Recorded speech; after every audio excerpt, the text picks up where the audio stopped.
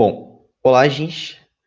A gente vai continuar o nosso curso hoje. A gente vai continuar um tópico que já foi iniciado, que é o tópico de soluções.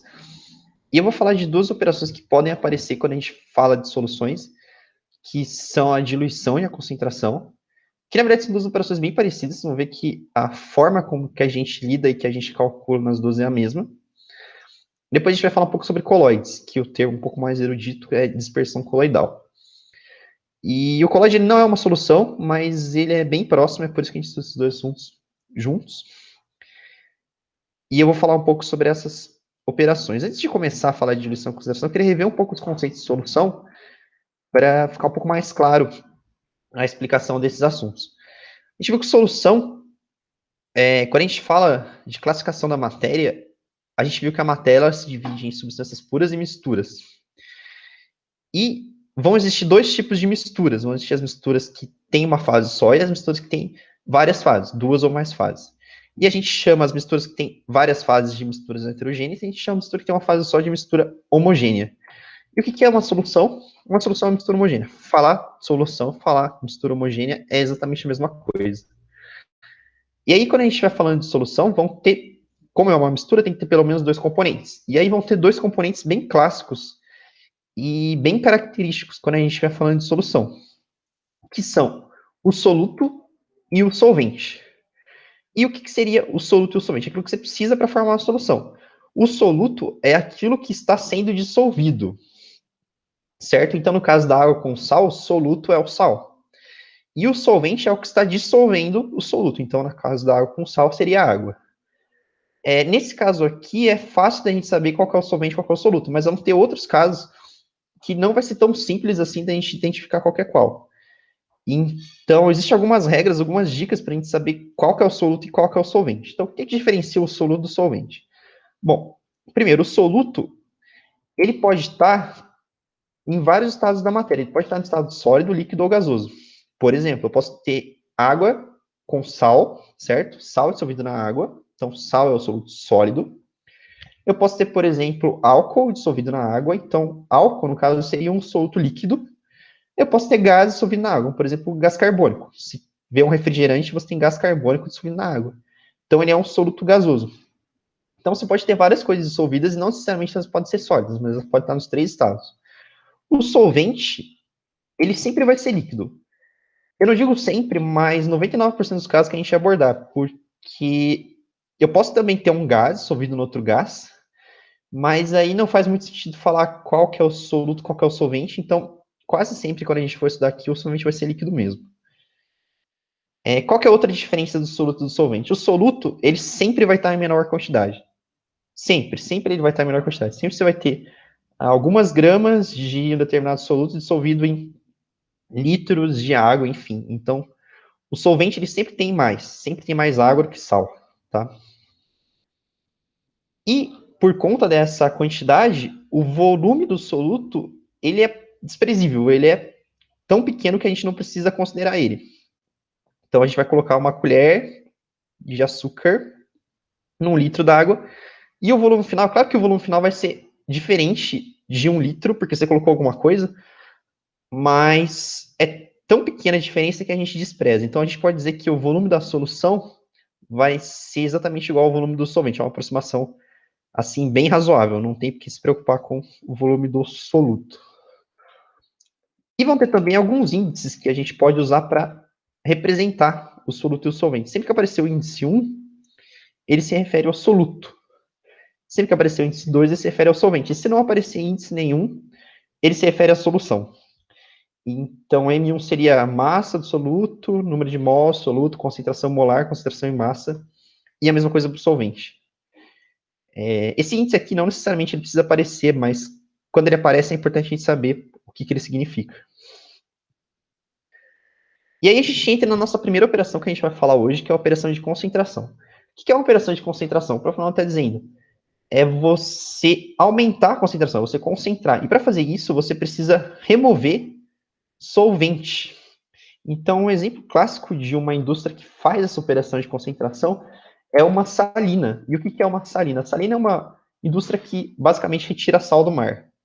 E para fazer isso, ela precisa retirar a água do mar e evaporar a água. E quando ela evapora a água, ela tem uma solução, né, de água com sal, sal de cozinha, cloreto de sódio. Ela precisa aumentar a concentração, porque ela quer vender o sal. Então ela precisa remover a água, remover o solvente. E para isso ela coloca num tanque e essa água simplesmente evapora. E no final, ela não consegue tirar toda a água, mas ela consegue ter uma solução extremamente concentrada de sal, certo? Ela consegue vender essa salmoura ou depois remover utilizando um outro processo. Remover toda a água utilizando outro processo.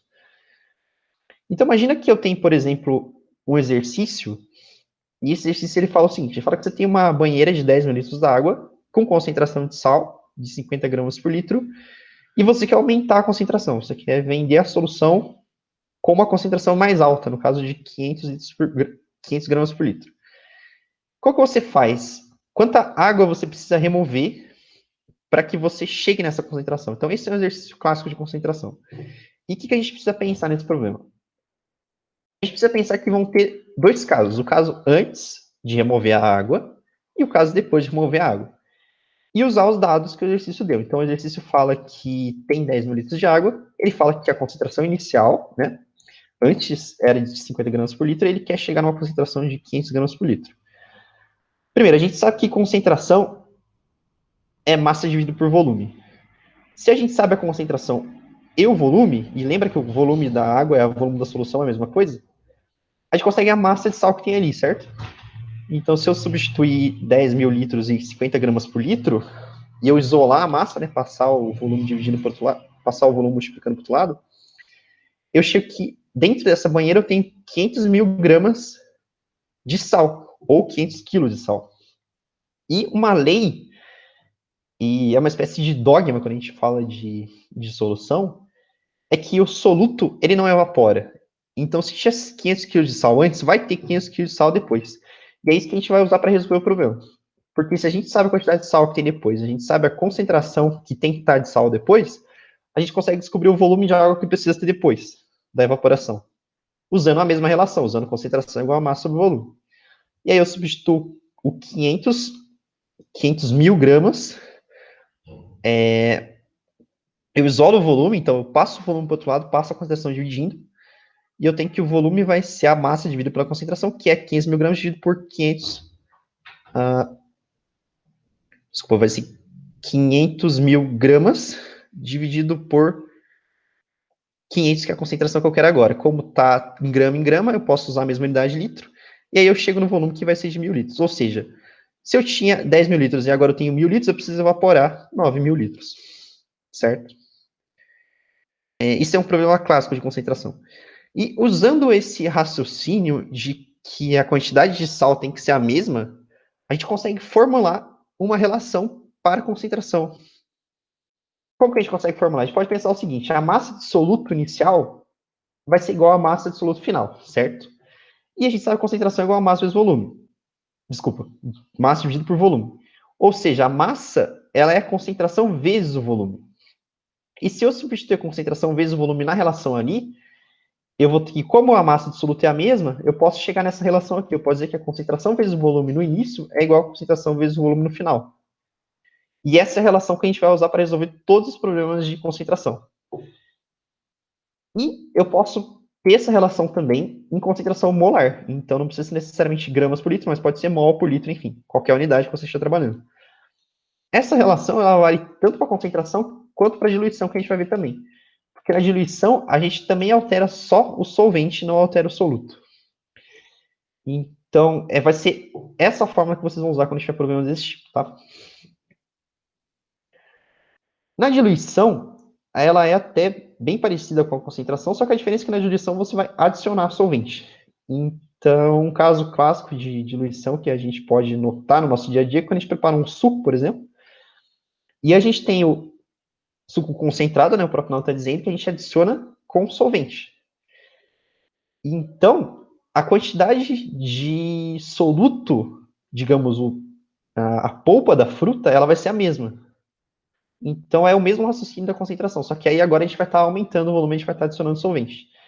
Então, nesse tipo de problema aqui, imagina que eu tenho um exercício que ele fala o seguinte, ele dá o volume de um copo, ele fala que a proporção é 1 para 5, né, para você preparar o suco, e ele fala que no copo de suco concentrado, né, ele tem, suponha que seja um suco de laranja, que tem 12 gramas de ácido cítrico. Ele não deu a concentração, ele deu a quantidade de ácido cítrico que tem ali naquele copo. Então, como que a gente faz para descobrir a concentração final de ácido cítrico, né? A gente vai usar a relação que a gente acabou de demonstrar. E para isso eu preciso ter a concentração inicial, o volume inicial, a concentração final, o volume final. A gente sabe o volume inicial, que é de um copo só, né? Que é o suco concentrado. No final vai ser de 6 vezes isso, né? Vai ser de 6 copos. A concentração inicial a gente não tem, mas a gente consegue calcular. Como que a gente calcula? A gente faz concentração é igual a massa dividido por volume. Tem 12 gramas dividido por 12 ml. Chega a concentração é 60 gramas por litro. Observa que ali está 200 ml e eu já fiz a conversão direta. Tá? 200 ml, na verdade, é 0,2 litros. E aí 12 dividido por 0,2 é 60 gramas por litro. Os volumes vão ser de 200 ml de 1.200 ml, ou 0,2 litro, 1,2 litro. E aí é só substituir na fórmula da concentração final. E aí eu isolo essa concentração final, passo o volume final a dividir. A concentração vai ser 60 vezes 0,2 dividido por 1,2. 0,2 dividido por 1,2 vai dar 6. 60 dividido sobre 6, que vai dar 10 gramas por litro. Então, essa é a concentração final. É o mesmo raciocínio do exercício de concentração. E agora a gente já chegou na nossa fórmula, a gente já demonstrou a fórmula aqui. É essa relação importante que a gente vai ter que usar. O outro tópico que eu queria falar hoje também é sobre coloides. E o que é um coloide? Lembra quando a gente classificou a matéria e a gente classificou as misturas em misturas homogêneas e heterogêneas? Eu posso usar uma outra terminologia para me referir a essas misturas. Quando eu falo mistura homogênea, eu posso dizer que isso é uma solução. Quando eu falo mistura heterogênea, eu posso dizer também que isso é uma dispersão. O coloide, ele é uma dispersão, ele é uma mistura heterogênea. Porém, as partículas de dispersão do coloide, elas são tão pequenas, mas tão pequenas que a gente não consegue ver. Então, quando você olha um coloide, você só observa uma fase só. Mas ele não é uma solução, ele é uma mistura heterogênea. Ah, mas como que eu sei? Você não sabe. Você precisa olhar no microscópio e ver o diâmetro das partículas, enfim. Mas tem alguns coloides clássicos que é bom a gente saber. Quais coloides são esses? Sangue, maionese, gelatina. Esses são os mais clássicos. Gel também. E qual é a característica do coloide? O coloide é uma mistura heterogênea, certo? Ele meio que tá... Ele parece ser uma mistura homogênea, mas ele é uma mistura heterogênea, por conta de ter partículas em dispersão muito pequenas. E essas partículas, elas têm um diâmetro entre 1 nanômetro e 1.000 nanômetros. Eles parecem com uma mistura homogênea. Então, gelatina, maionese, sangue, leite, tudo isso é coloide, tá? E o coloide ele tem uma característica que acontece com ele que está relacionado com o que acontece quando um coloide recebe luz atravessando através dele. O que acontece? Se a luz ela atravessa uma solução, uma água, ou seja, uma água que forma uma mistura homogênea, a luz não sofre desvio. Então, você vê que o raio de luz ele atravessa perfeitamente. Se ele atravessa um coloide, as partículas do coloide que estão ali, elas meio que refletem e refratam a luz, então meio que elas atrapalham o percurso da luz de uma forma meio desordenada. Então, todo coloide ele fica iluminado, não passa um raio de luz sem sofrer desvio. A luz ela sofre um desvio muito grande. Então, a gente consegue observar essa diferença aqui. A gente consegue ver que se eu tenho, por exemplo, água ou uma mistura homogênea, a luz ela atravessa sem sofrer desvio. Quando eu tenho um coloide, a luz ela se reflete em todas as direções de uma forma desordenada.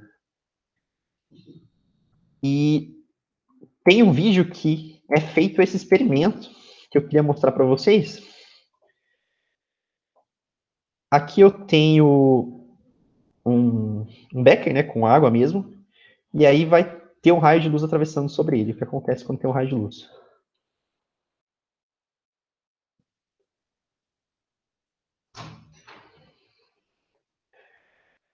O raio de luz ele atravessa sem sofrer nenhum desvio, certo? Você consegue ver o raio de luz atravessando de maneira retilínea.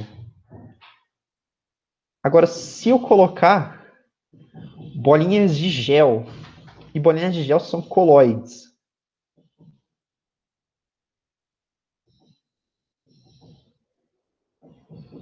A luz, ela refrata em todas as direções e fica tudo iluminado.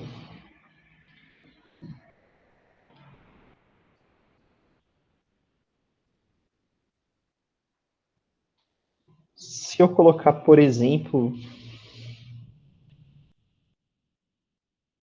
se ele adiciona água e ela volta até aquele comportamento.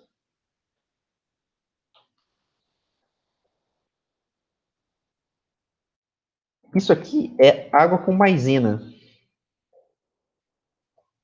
E olha o que acontece quando você coloca água com maisena. Então, isso também é um colloide. Isso é outro exemplo do efeito Tyndall, que está relacionado com a reflexão da luz em colloides. Bom, gente, eu coloquei uma lista de exercícios. Qualquer coisa vocês me procurem. Por hoje era isso. Tchau, tchau.